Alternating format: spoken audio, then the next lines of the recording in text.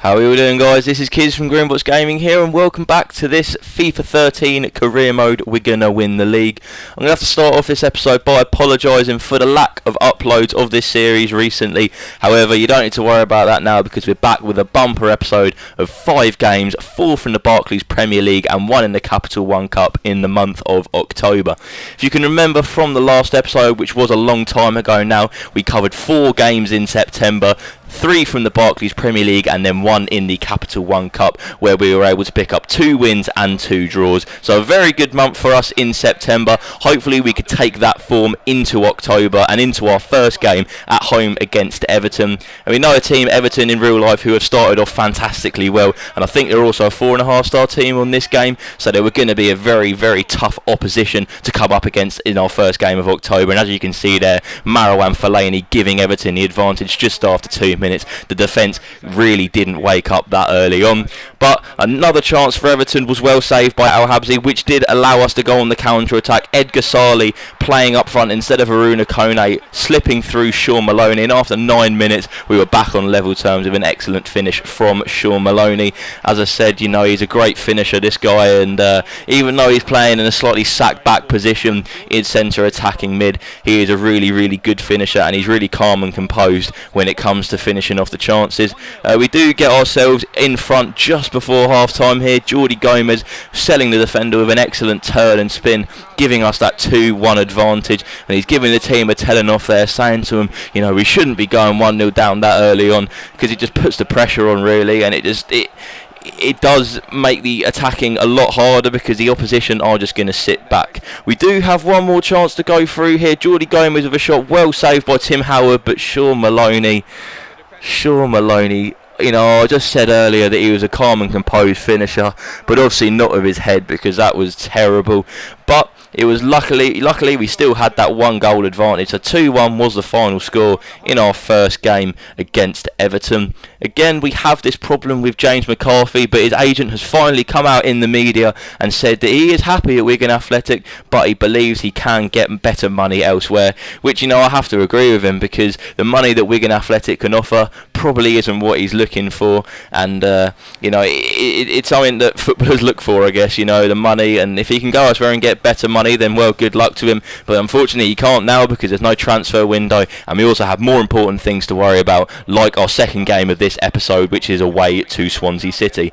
We could have gone 1-0 up early on here through Jordi Gomez, but Michel Vorman, I think that was Ashley Williams, dealt with that very well indeed. But again, our defence wasn't, you know, up to that standard, and Danny Graham was easily able to dribble through our defence and get himself a goal on 32 minutes. So 32 minutes gone in the game and we were 1-0 down against Swansea, and the attacking performance just didn't improve. I know we had that chance very early on in the game, but we just couldn't get any more attacking chances, and the game did finish 1-0 because, you know, our defensive performance did slightly improve towards the end of the game, but then again the attacking performance didn't, and at that point all we needed was the goals and we couldn't get any.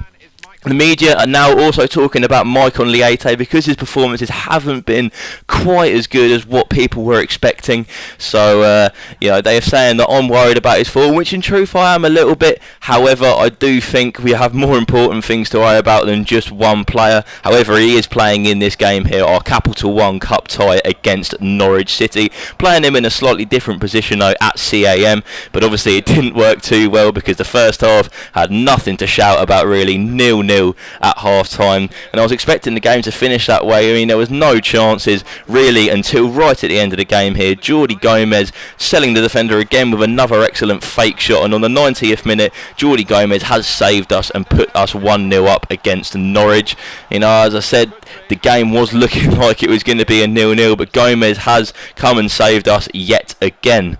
Now Alvaro Crusac goes down the right wing here, and just as the media were talking about him before, saying that his performances weren't up to scratch recently, Maicon Liete goes and bags himself a goal in the 90th minute as well. You know, an uncharacteristic header, however the jump and the head were good. For a player of his size as well, you wouldn't think the heading would be that calm and composed, but Maicon Liete has got his first goal for Wigan Athletic now. So, you know, a good performance in the Capital One Cup there, 2-0 against Norwich City, and we now advance into the quarter-finals of the competition, maybe winning winning the league isn't going to be the main target for this season, but I think we can certainly go very far in the Capital One Cup. You can see the tournament tree here. A couple of the other teams on the left-hand side that have now got through into the quarter-finals.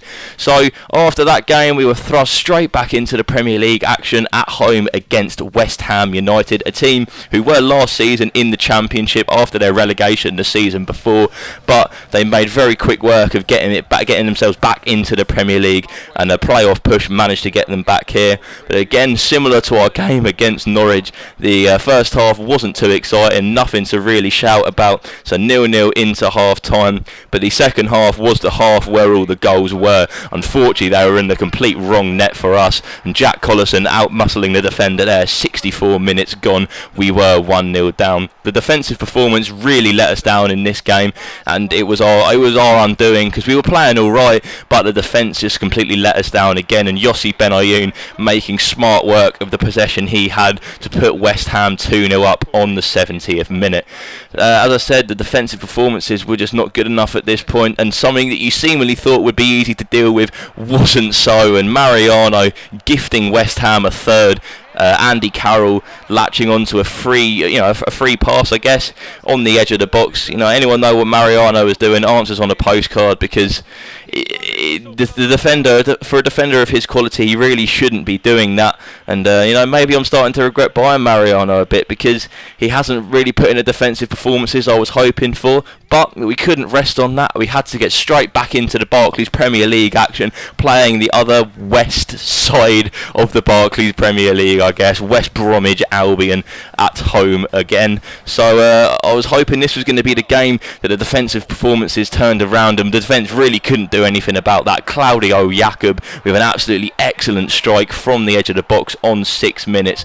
We were struggling from this point on. However, Aruna Kone with a little nice piece of skill there on along the wing to James MacArthur. We did get a stroke of luck here, but Jordi Gomez again with a first time finish. He's turned out to be a really important player for us, because when I first started here, I didn't think he was going to be a starter or he was going to be that important. I thought he was going to be squad rotation, a bit part player, I guess. But so far he's turned out to be a very important player, and I do now use him a lot more regularly with Troszczowski and Sean Maloney. But at the moment, the defence is the thing we have to worry about, because the defence parted once again and let Peter Odemwingie run through for an easy one-on-one with Ali Al-Habsi. From there, Odemwingie wasn't going to miss. So again, we've been put down 2-1 against West Bromwich Albion, and it's not a result that we really should be looking for. Against teams like West Brom, we should be looking to get draws, maybe even wins, because I believe West Brom to be a team similar to our level.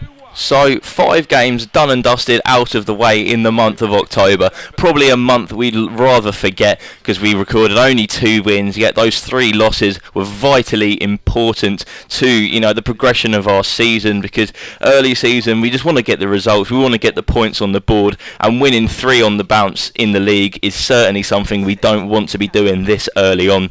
As you can see from the right hand side of the screen here, we are mid-table, which I guess isn't too bad, because it's probably about where I expected us to be. So that's it for this episode, guys. Next month we've got November, and we've got a couple of games coming up in that. So thank you very much for watching. If you could drop a like, that would be great, and we'll see you all next time. Cheers.